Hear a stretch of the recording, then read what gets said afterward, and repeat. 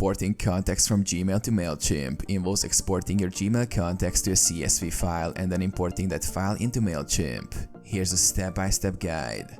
Export contacts from Gmail. Log into your Gmail account. Click on the Google Apps icon in the top right corner and select Contacts. In Google Contacts, click on the Export option from the left sidebar. Choose the format as Google CSV or Outlook CSV. Click Export to download the CSV file of your contacts to your computer. Log into Mailchimp. Go to Mailchimp's website and log into your account. Navigate to Audience. Click on the Audience tab from the dashboard.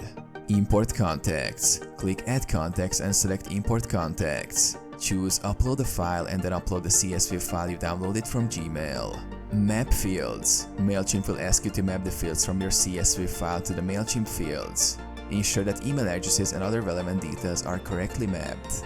Complete the import. Review the import summary and click Complete Import. Mailchimp will process the file and add the contacts to your audience list.